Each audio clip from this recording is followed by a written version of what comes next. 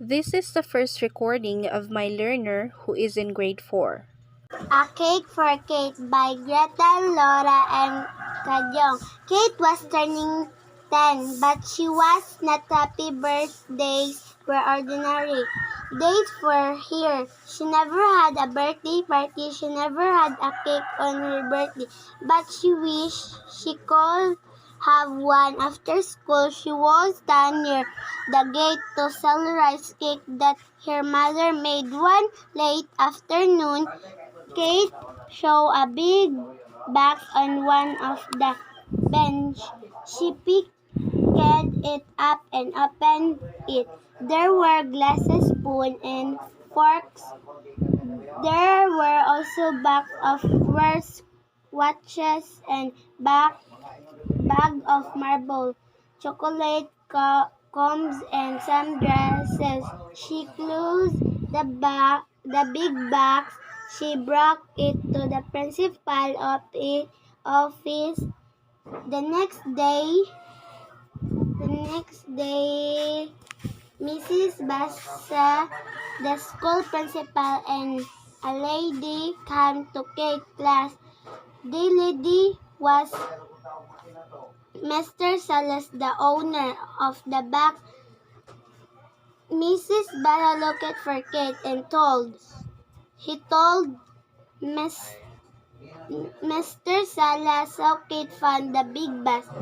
Mr. Salas taked Kate. I just arrived from Cebu and the things inside the box are my pasalubong for my family, she said. I was in your school because I had to fetch my nephew, then I forgot that box, she added. Sunday came, it was Kate's birthday.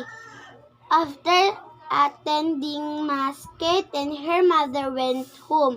They were surprised to see Mr. Salas waiting for them. Happy birthday, Kate, Mr. Salas said. I brought you a gift. I asked your teacher about you, and I'm happy to know that you are not only a helpful dogger but an honest girl too. She gave Kate a red box tied with a ribbon. Kate opened the box. What a surprise! It was a cake for her birthday. A Cake for Kate by Greta, Laura, and Kajong. Kate was turning 10, but she was not happy. Birthdays were ordinary days for her. The learner mispronounced the word her as here. She never had a birthday party. She never had a cake on her birthday, but she wished she could The learner mispronounced the word could as call. have one. After school, she was The learner mispronounced the word would as wall. stand near the gate to sell rice cake that The learner omitted the sound of the word cakes. her mother made one late afternoon. Kate saw a The learner mispronounced the word saw as show. big box on one of the bench. She picked it. The student omitted the sound us of the word benches. The student mispronounced the word picked as picket. It up and opened it. There were glasses, spoons, and forks. The student omitted the sounds of the word spoons, and the student mispronounced the word forks as porks. There were also bags of wrist watches and bag of marble, chocolate combs, and some dresses. The learner omitted the sound us of the word boxes, and she mispronounced the word wrist as worse.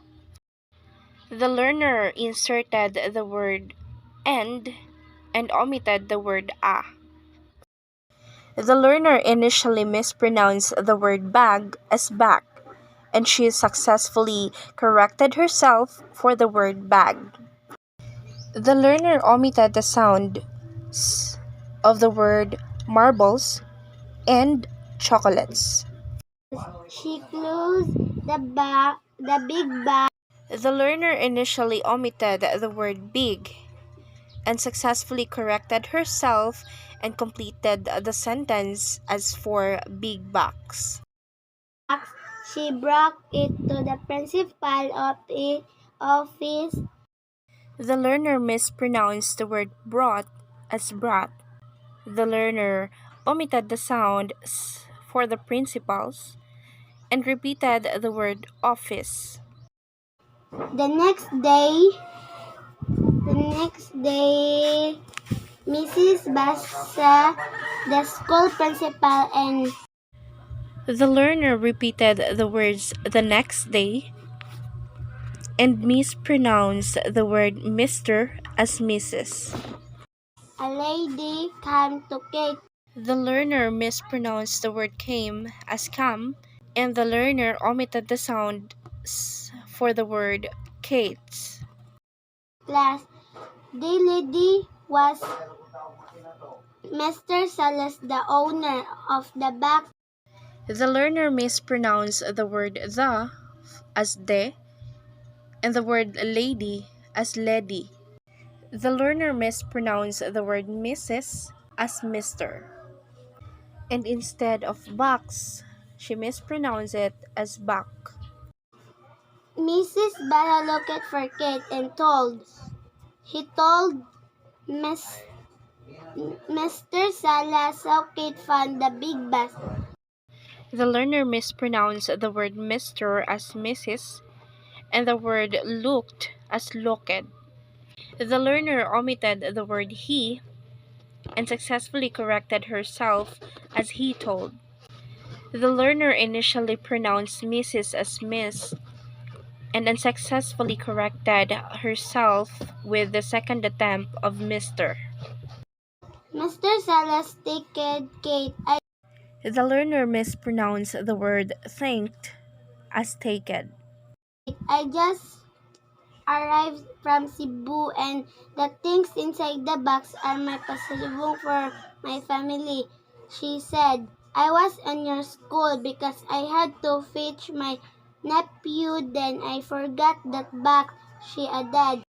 The learner mispronounced the word in as en and mispronounced the word fetch as fetch. Sunday came, it was The learner mispronounced the word came as come. Kate's birthday. After attending Mass, Kate and her mother went home. They were surprised to see Mr. Salas waiting for them. The learner mispronounced the word surprised as surprise and for the word Mrs. as Mr. Happy birthday, Kate, Mr. Salas said. I brought you a gift. I asked your teacher about you. The learner mispronounced the word Mrs. as Mr. The learner initially mentioned brought and unsuccessfully corrected herself for brag. She also mispronounced the word ask and she pronounced it as asked.